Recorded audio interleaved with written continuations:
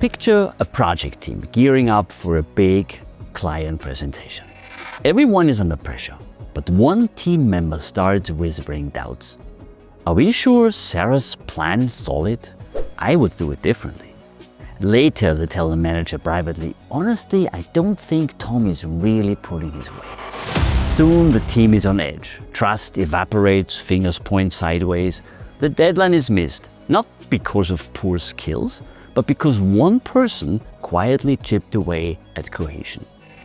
Meet the saboteur.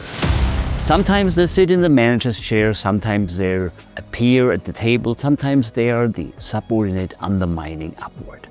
Wherever they appear, their behavior corrodes the group from within.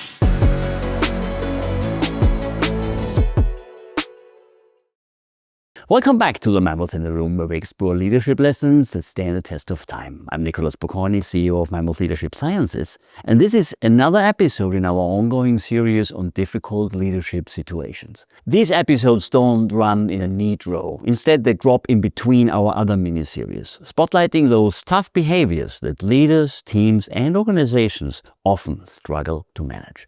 We've covered the gunner, the selfish jerk, and the piggyback rider. Today we turn to the saboteur, the colleague or boss who undermines, erodes and destabilizes. And remember, all these difficult types can appear at any level, as manager, as peers or subordinates. That's what makes them so challenging to handle.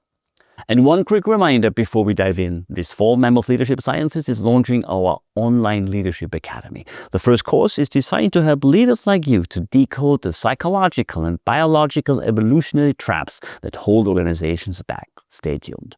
Now, let's put in the frame. What's the evolutionary roots of undermining? Why do people sabotage others? From an evolutionary lens, undermining behavior often stems from status competition.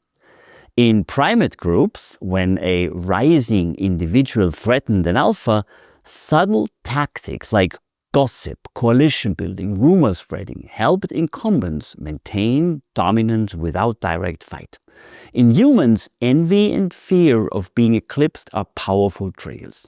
Neuroscience research shows that envy activates threat and pain circuits in the brain. Undermining becomes a way to level the field by pulling others down instead of lifting oneself up.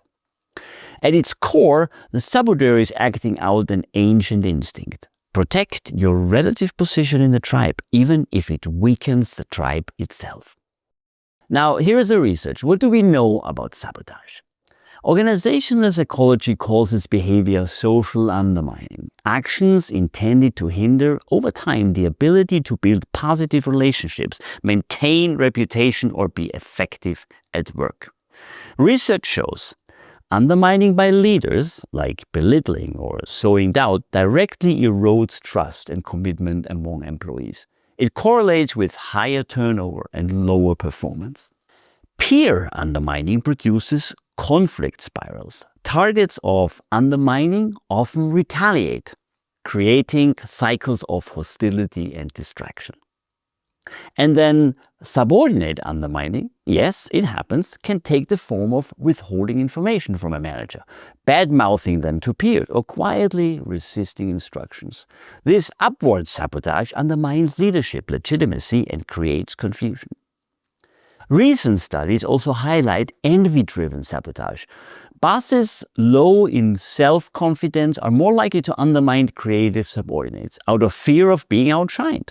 And across contexts, sabotage predicts emotional exhaustion and reduced psychological safety for everyone on the team. Now, let's talk about the dynamics. How does it play out today? The saboteur can appear anywhere. As a manager, they may downplay a team member's ideas to preserve their own authority or quietly set colleagues against each other to stay in control. As a peer, they whisper doubts, spread rumors, or chip away at others' credibility.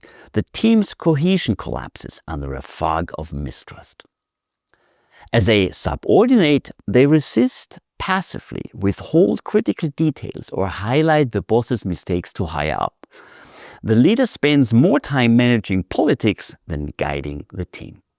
The result is the same. Innovation slows, stress spikes, and trust corrodes. Teams plagued by sabotage become reactive rather than creative, focused on defending themselves instead of collaborating. All right, let's talk about strategies. How do we confront and contain the saboteur? How can leaders and teams counter this behavior? 4 strategies stand out. 1, name it. Don't nibble around it. Research shows that toxic behaviors thrive in ambiguity. Leaders should clearly label undermining behaviors when they appear. That sounded like an attempt to discredit. Let's stick to the facts. Naming behavior makes it visible and less powerful. Number 2, flood the system with transparency. Saboteurs thrive in shadows. Sharing information widely, documenting decisions, and practicing open communications removes the cover that enables whisper campaigns. Number 3, set norms for constructive dissent. Teams need disagreement, but sabotage is destructive dissent. Leaders can model healthy challenge, inviting critique in a structured ways, such as pre-mortems or devil's advocate roles, so dissent happens in the open, not in the shadows. And 4, check your own triggers. Sometimes leaders feel tempted to sabotage subordinates who are outperforming them. Self-awareness and humility, remembering that prestige grows by elevating others, helps short-circuit envy-driven behaviors. And finally, definitely not an early strategy, but still not to be discounted. At times, escalate if needed. If sabotage is persistent and corrosive, it may warrant HR intervention or removal.